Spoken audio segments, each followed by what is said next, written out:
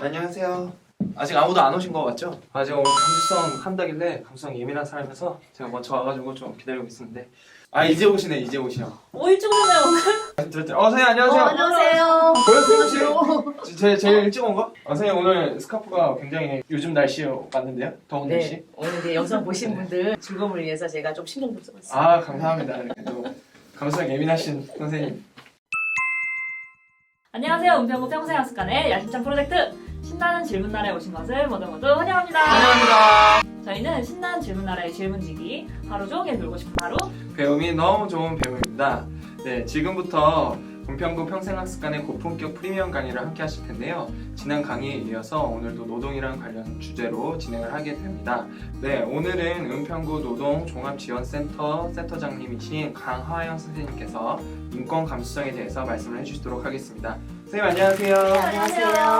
선생님 한 주 동안 잘 지내셨어요? 네네. 하루와 배움도 잘 지내셨어요? 네, 한 주 동안 잘 지냈습니다. 네. 이 수업이 시작되고 저는 진짜 하루하루 고민으로 살고 있는 것 같아요. 어떡하죠? 하루가 진짜 엄청 진지해지더라고요.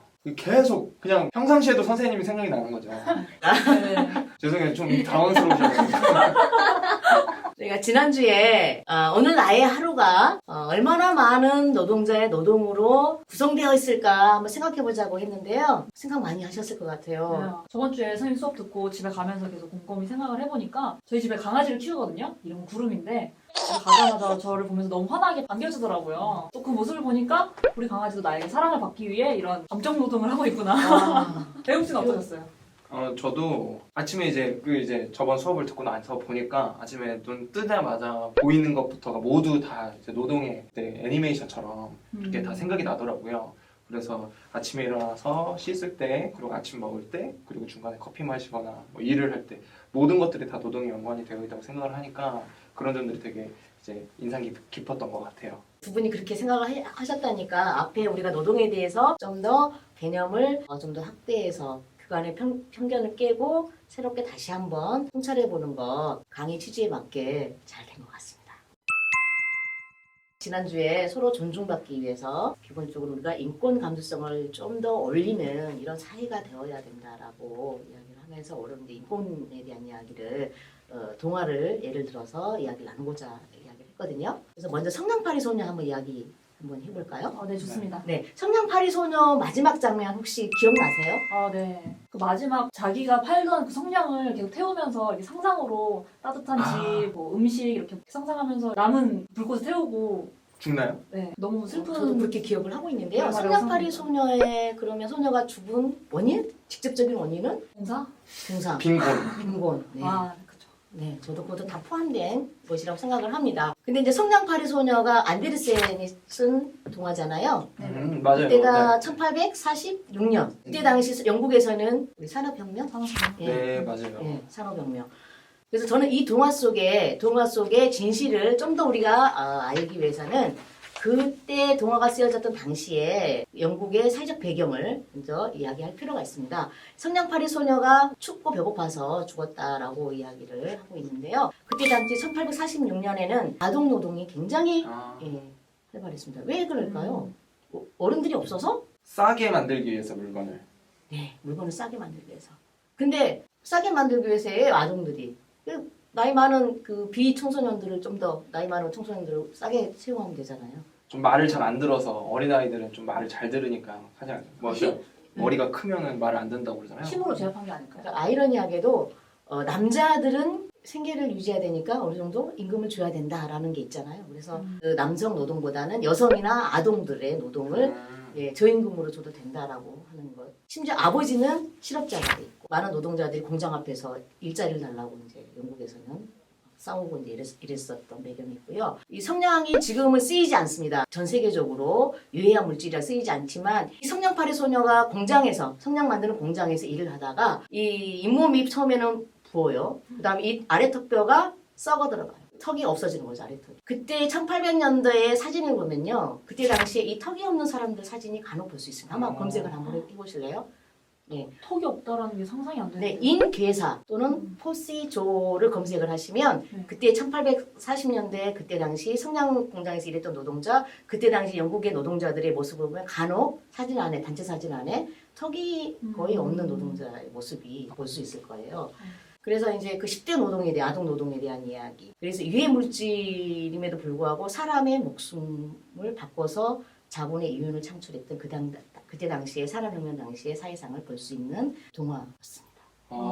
생각보다 잔혹하네요. 네, 충격적인데요. 영국의 노동자 계급과 빈곤에 대한 보고서를 내는 과정에서 1846년보다 2년 전인 44년에 보고서를 만들었는데 이 안에 이제 그 성냥팔이 소녀의 이야기가 담겨 있습니다. 평균 수명이 20대였는데 어린 나이에 이렇게 이제 노동에 시달리다가 이제 죽게 되니까 건강한 노동을 재생산이 안 되는 거죠. 이 사회적으로 굉장히 문제가 이제 있다라는 것을 이제 사회적인 문제의식을 확산을 한 상태에서 이제 노동법이 탄생하게 됐습니다. 네. 그러면 이어서 백설공주 이야기를 해볼까요? 아, 네. 네네. 백설공주 옆에 꼭 누가 있죠? 항상? 만장이. 예. 직업이 뭐였을까요?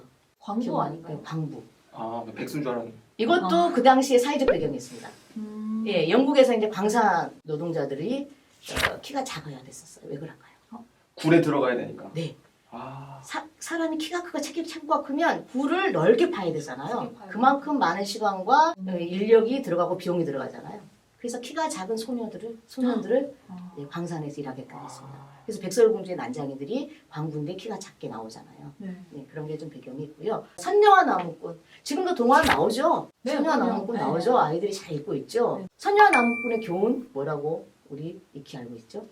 옷을 꽁꽁 숨겨야 된다. 어디서 꽁꽁 숨겨야 된다.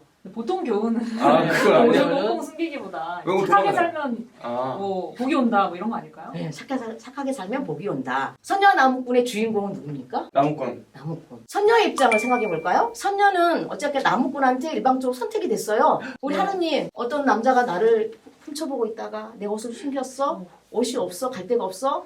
이 나무꾼 같은 남자가 자, 우리 집에 갑시다. 라고 했어. 너무 납치, 끔찍한데. 따라갈 감금. 거예요? 너무 끔찍한데요?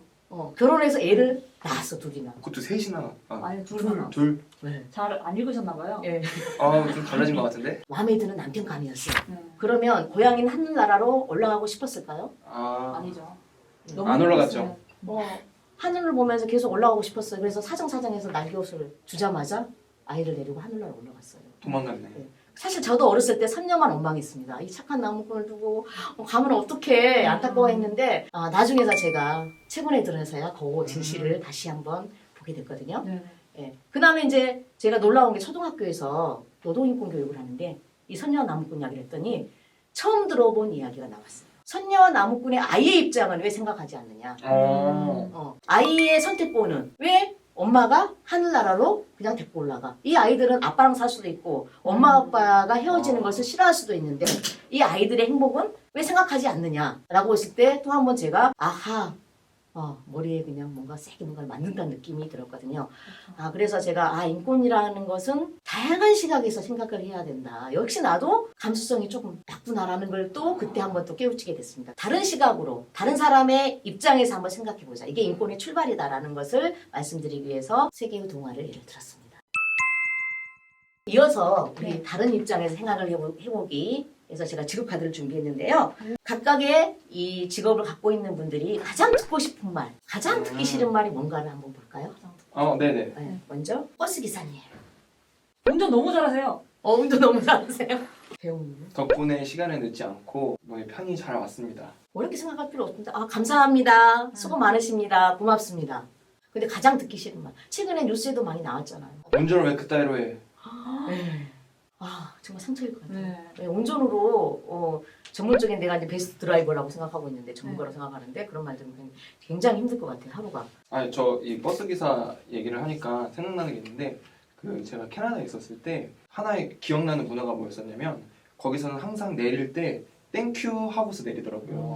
근데 그게 굉장히 좀 어색했었는데 저도 몇 번 해보다 보니까 그 버스 기사한테 나를 여기까지 데려다줘서 너무 고마워하고 땡큐 하고 내리는 것들이 이제 너무 좋은 의미로 받아들여져서 한국에 와서도 한번 해보려고 그랬거든요. 좀 부끄럽더라고요. 그래서 못했는데 선생님의 또 말씀을 들으니까 언젠가는 꼭 한번 해봐야겠다. 감사함을 좀 표시를 해야겠다라는 좀 생각이 듭니다. 아주 간단한 말이지만 감사합니다, 수고하십니다, 고맙습니다 이 말은 어떤 사람에게 굉장히 그 하루를 살게 하는 힘이 되기도 하고요. 왜 이렇게 운전을 거칠게 해요? 이렇게 말 한마디에 며칠 동안 마음의 상처를 받고 잠 못 자는 경우도 있잖아요.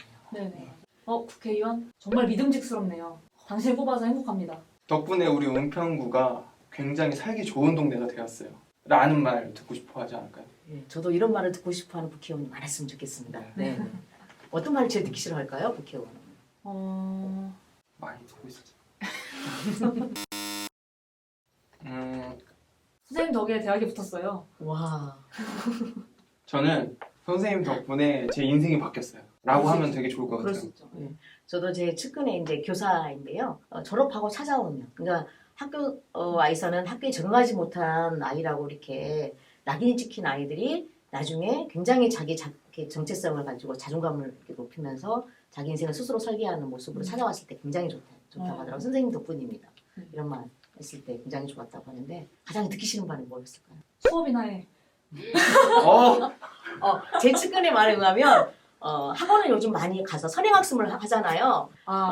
사실 그렇게 중요하지 않은 문제를 갖고 온대요. 그래서 물어본대요. 선생님 이것도 몰라요? 선생님을 네, 테스트하는군요. 테스트하는 이런 모르장머리.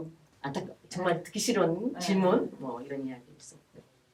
근데 사실 이제 이런 직업군을 가지고서 듣기 좋은 말, 듣기 싫어하는 말이 뭘까라고 이제 이야기 나눈 것은 상대방의 입장에서 한번 생각해보자라고 해서 우리도 이제 평소에도 이렇게 다시 입장을 바꿔서 한번 생각해보는 것도 괜찮을 것 같아요. 네, 오늘은 은평구 노동자 종합지원센터 센터장님이신 강화연 선생님과 함께 인권 감수성에 대해서 한번 알아보았습니다. 네, 오늘 어떠셨나요? 네, 오늘 동화로 시작해서 이렇게 역지사지, 타인의 감정에서 생각해보는 그런 수업까지 듣게 되었는데요. 저는 이제 노동인권 수업에서 이런 부분까지 느끼게 될 줄은 정말 몰랐어요. 이제 마지막 강의 한 번 딱 남겼잖아요. 다음 주 한번 아쉬워요. 진실입니까? 네.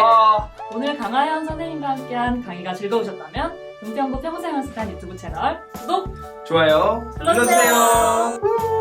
예! 네, 저희는 이만 여기서 인사드리도록 하겠습니다. 신나는 질문날에 배움이 너무 좋은 배움이 하루 종일 놀고 싶은 하루였습니다. 감사합니다.